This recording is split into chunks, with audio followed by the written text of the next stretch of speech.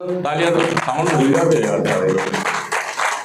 दोस्तों, मैं आपको पिछली बार हमने टॉपिक शुरू किया था कि नशा एक बीमारी है और हमने इनके तीनों पार्ट्स पर भी चर्चा की थी। कितने पार्ट है इस बीमारी के? पहला भाग शारीरिक, दूसरा भाग मानसिक, तीसरा भाग आध्यात्मिक। इस बात को आप बिल्कुल अपने दिमाग में बिठा लें, रट्टा लगा लें कि नशा आदत नहीं है।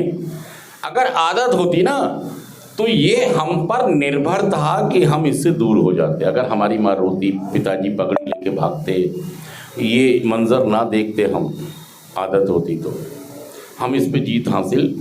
आदत वो होती है जो व्यक्ति विशेष के ऊपर निर्भर होती है, जो व्यक्ति अपने को उससे हटा सकता है, बचा सकता है अपनी मर्जी से, उसको क्या कहते हैं? वो आदत है कि जो किसी व्यक्ति पर निर्भर है कि वो अपने आप उसे हटा दे।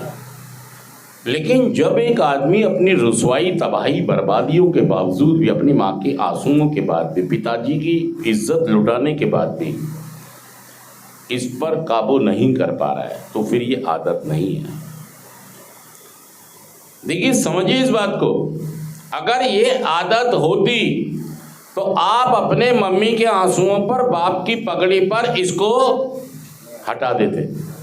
अगर ये आदत होती तो। और आपकी मम्मी रो रही है, आपके पिताजी पगड़ी बचा रहे हैं और आप कुछ भी नहीं कर पा रहे हो, तो इसे हल्के में मत लो भाई साहब, इसे अब आदत मत समझो इसको। अगर आदत होती तो इन घटनाओं को देखते हुए आप फट चेंज कर लेते, अपने को बदल लेते अपने को। अगर आप नहीं बदल पा रहे तो पहली बात ये समझ लो कि ये आदत तो बिल्कुल भी नहीं है, ये एक बढ़ती हुई।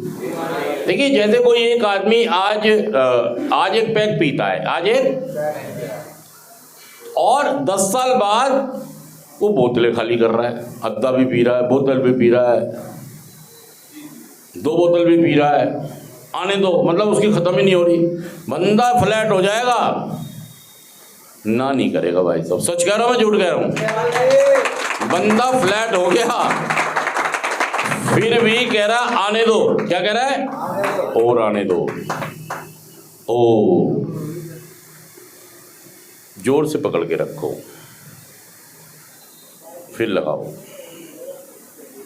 ढीली हो रही है, इसको पकड़ के रखना पड़ता है बैटरी को, नहीं तो इधर से लूज हो जाती। भाई साहब, इनको बताया नहीं का किसी ने?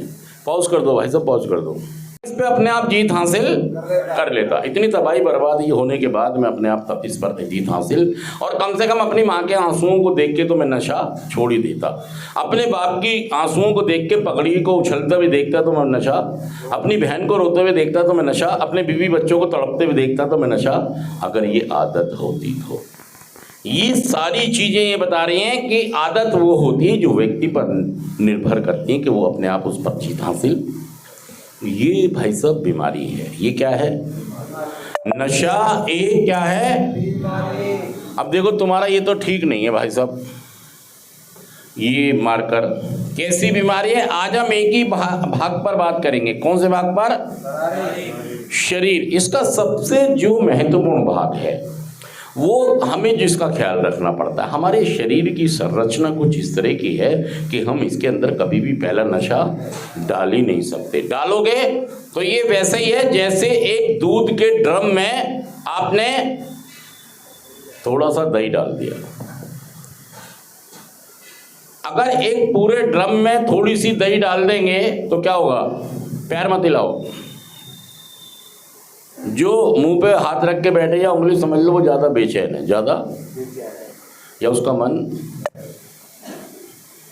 उसको याद आ रही है किसी की, कहीं की, और पैर हिला रहा है। दोनों काम एक साथ कर रहा है तो समझ जाओ उसका मन यहाँ, वो सुन भी नहीं रहा है, उसको समझ भी इसीलिए तो आप कहते हैं सेंटर में कुछ होता ही नहीं। अरे भाई साहब तुम सुनोगे समझो, एक आदमी शराब पी के घर में नंगा हो गया बच्चों के सामने, और सुबह जब उसको बच्चे कह रहे ऐसा हो ही नहीं सकता, झूठ बोल रहे हो तुम, मैं ऐसा कर ही नहीं सकता, और वो भी सच कह रहा है, उसे पता ही नहीं कुछ, ब्लैकआउट है। अब जैसे मैं इसकी क्लास की बात करूंगा इनसे कि मैं क्या बता रहा था, तो लास्ट में कहेंगे मुझे पता ही नहीं। मैं सच कह रहा झूठ कह रहा, बताइए ये बात। फिर आप कहते हैं सेंटर में कुछ भी होता ही नहीं।